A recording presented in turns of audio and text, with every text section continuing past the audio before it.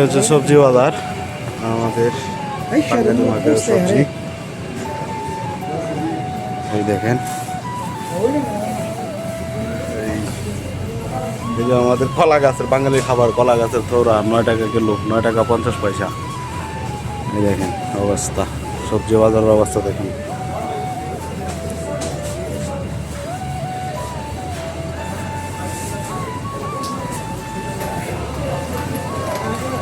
কলা, রিক্সা কলা আর কি, এটাকে বলে সাজনা, পেঁপে, বুঝছেন।